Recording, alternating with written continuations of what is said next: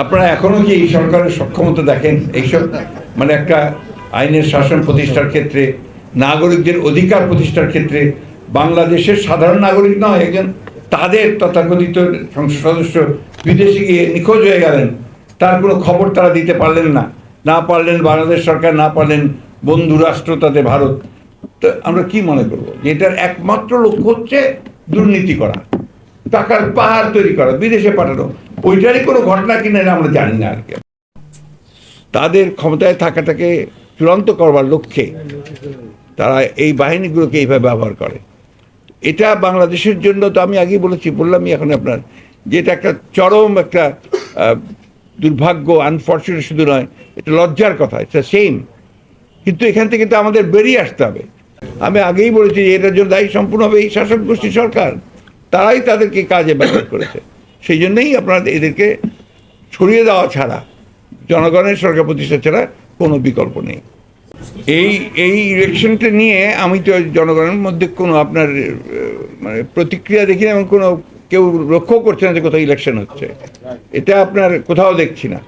এবং এই আপনারা এই মিডিয়ার কিছু কিছু দেখছি, আপনার প্রত্যেকদিন এটাকে বাঁচিয়ে রাখার চেষ্টা করছেন, ইলেকট্রনিক মিডিয়াতেও, আপনার প্রিন্টিং মিডিয়াতেও। এছাড়া কিন্তু জনগণের কোথাও, বাংলাদেশের কোথাও আপনার এটা নিয়ে কোনো কথাবার্তাও নেই, কোনো আলোচনা নেই। কারণ ইলেকশন ব্যবস্থাটার উপরেই তো মানুষের আস্থা চলে গেছে। ওটা এই সরকার সেটা করেছে এবং সাকসেসফুলি করেছে।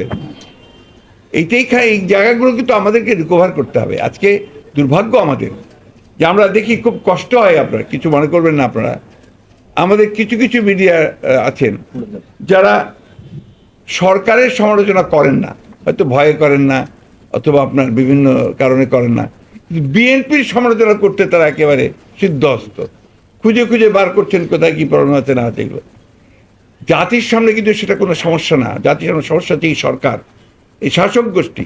এখানে কিন্তু আমি মনে করি এটা কোনো আপনার হাস্যকর ব্যাপার নয়। আমার গোটা জাতি আজকে ধ্বংস হয়ে যাচ্ছে, গোটা জাতির আত্মা তারা ধ্বংস করে দিয়েছে, এটাকে বিক্রি করে দিয়েছে দেশটাকে, এবং এটা একটা পরনির্ভরশীল নতজানু রাষ্ট্রে পরিণত হচ্ছে। আজকে গোটা জাতিকে তারা, আপনি খুব ভালো করে জানেন যে কীভাবে ঋণের বোঝা চাপিয়ে দেওয়া হয়েছে।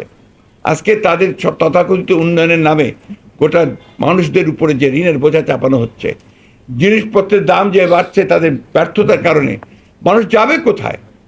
এবং এইটা আপনার আলটিমেটলি যেটা হতে হবে সেটা হচ্ছে যে এই দেশের মানুষ অবশ্যই রুখে দাঁড়াবে, এটার কোনো বিকল্প নাই।